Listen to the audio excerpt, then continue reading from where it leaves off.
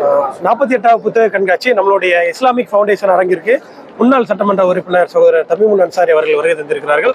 அவர்களிடம் ஒரு சில நிமிடங்கள். அஸ்ஸலாமு அலைக்கும். நல்லா இருக்கீங்களா? ஃபைன், அல்ஹம்துலில்லாஹ். ஐஎஃப்டி அரங்குக்கு வந்திருக்கிறீங்க. ஐஎஃப்டி அரங்கு குறித்து உங்களுடைய கருத்துக்களை பகிர்ந்துக்கிட்டா கொஞ்சம் நல்லா இருக்கும். நான் சென்னை புதுக்கல்லூரியில் பயின்று கொண்டிருந்த காலத்திலிருந்து தொடர்ச்சியாக இந்த புத்தக சந்தைக்கு வருகை தந்து கொண்டிருக்கின்றேன். இடையில் வெளிநாடுகளுக்கு சென்ற காரணத்தினாலே 2 அல்லது 3 நிகழ்வுகளில் மட்டும் பங்கேற்கவில்லை. அப்படி ஒவ்வொரு முறை நான் இந்த புத்தக கண்காட்சிக்கு வரும்பொழுதெல்லாம் ஐஎஃப்டியுடைய அரங்குக்கு தவறாமல் வருவது ஒரு வாடிக்கையாக இருக்கிறது. ஏனென்று சொன்னால் தமிழ்நாட்டில் சிறப்பான முறையில் அறிவொளியை பாய்ச்சக்கூடிய ஆன்மீகத்தின் நெடலில் மக்களை அழைத்து செல்லக்கூடிய பல நல்ல நூல்களை ஐஎஃப்டி தொடர்ச்சியாக வெளியிட்டு வருகிறது. ஐஎஃப்டியுடைய புத்தகத்தை நம்பி யாருக்கு வேண்டுமென்றாலும் நாம் பரிசீலிக்க முடியும். குறிப்பாக சகோதர சமூகங்களைச் சேர்ந்த அனைத்து தரப்பு மக்களுக்கும் பரிசீலிக்கக்கூடிய வகையில் ஐஎஃப்டியுடைய புத்தகங்களும் அதனுடைய தலைப்புகளும் அமைவது ஐஎஃப்டிக்கு ஒரு சிறப்பு சேர்க்கிறது. இன்றைய தினம் இந்த புத்தக கண்காட்சியிலே திருக்குர்ஆனுடைய 38வது அத்தியாயமான அல் அஹ்ஸாஃப் உடைய விரிவுரையை நான் வெளியிட்டிருப்பது உண்மையிலே எனக்கு கிடைத்த ஒரு பாக்கியமாக கருதுகின்றேன். குறிப்பாக மௌலானா மௌதூதி ரஹ்மத்துல்லாஹி அலைஹி அவர்கள் ஆசிய கண்டத்தில் ஒரு மிகப்பெரிய தாக்கத்தை ஏற்படுத்திய ஒரு தலைவர். அவருடைய நூல்களும் அவருடைய திருக்குர்ஆன் விரிவுரைகளும் என்னை போன்ற எண்ணற்ற இளைஞர்களை வசீகரித்திருக்கிறது, பல புரிதல்களை ஏற்படுத்தியிருக்கிறது. ஐஎஃப்டியுடைய பணிகள் எல்லாம் உள்ள இறைவனுடைய அருளால சிறப்பான முறையிலே தொடர வேண்டும் என்று மனதார நான் பிரார்த்திக்கின்றேன், வாழ்த்துகின்றேன். நீங்க சமீபத்தில் புத்தகங்கள் படிச்சிருப்பீங்களா? நீங்க படிச்சு உங்களுக்கு தாக்கத்தை ஏற்படுத்துற புத்தகங்கள்லாம் எதை சொல்லுவீங்க? தொடர்ச்சியாக புத்தகங்களை வாசிக்கக்கூடிய ஒரு நிலையில சமீபத்தில் புரட்சியாளர் சேக்வாரா அவர்களுடைய ஒரு வாழ்க்கை வரலாற்றை நான் படித்தேன்.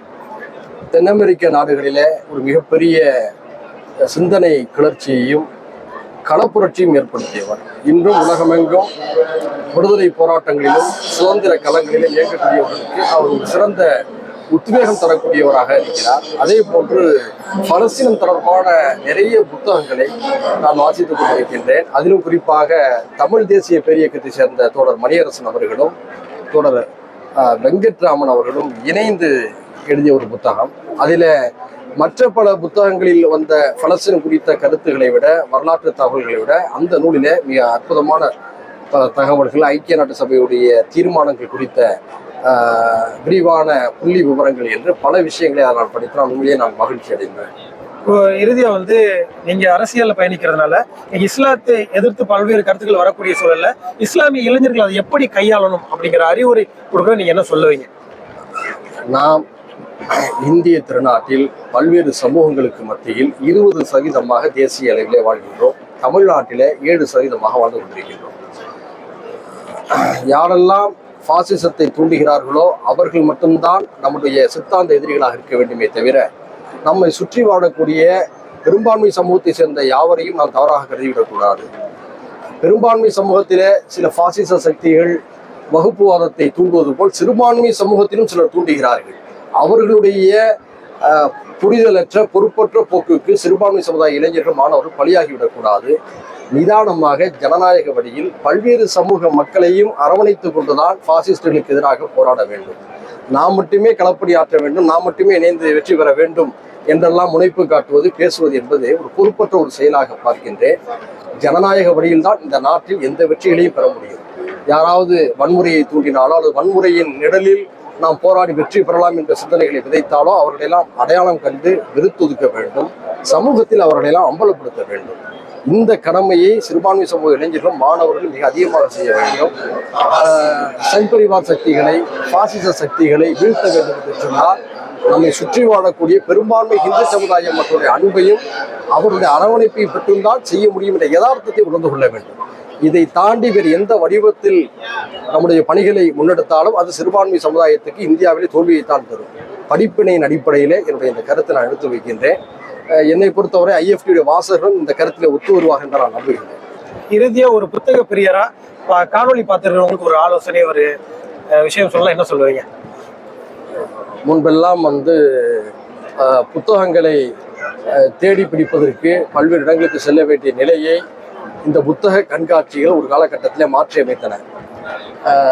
இந்த புத்தக கண்காட்சிக்கு சென்றால் எல்லா வகையான புத்தகங்களையும் பெற முடியும் என்ற நிலையை இந்த புத்தக சந்தைகள் உருவாக்கியது.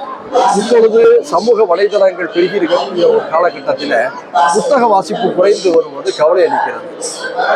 இபுக் போன்ற வசதிகள் வந்தாலும் புத்தகத்தை கடைகளுக்கு சென்று அதை வாங்கி அதை ஒரு இடத்திலே அமர்ந்து கைகளால் புரட்டி கண்களால் விளாசி படிக்கக்கூடிய ஒரு அனுபவம் என்பது அலாதியானது. எனவே வாசிப்பு குறைந்து வரக்கூடிய இந்த காலகட்டத்தில் அச்சு ஊடகங்களுக்கு ஒரு பாதிப்பு ஏற்படுகிறது. வருங்கால தலைமுறையினர், நிகழ்கால புதிய தலைமுறையினர் கண்டிப்பாக அச்சு ஊடகங்களை பாதுகாக்கும் வகையிலே புத்தகங்களை சென்று வாசிக்க வேண்டும். ஒரு முகநூலிலோ அல்லது வாட்ஸ்அப், யூடியூப் போன்ற சமூக வலைதளங்களிலோ முழுமையாக எல்லாவற்றையும் புரிந்து கொண்டு செயலாற்றிவிட முடியாது. அவையெல்லாம் நுனிப்புள் மேயக்கூடிய அளவிற்குத்தான் தகவல்களை தந்து கொண்டிருக்கின்றன என்பதை நாம் ஒத்துக்கொள்ள வேண்டும். அதுல ஒரு 10% விதிவிலக்காக இருக்கலாம், 90% அதுதான் நிலை. ஆக ஆழமான வாசிப்புக்கு புத்தகங்களை தேடி வருவது மிக அவசியம்.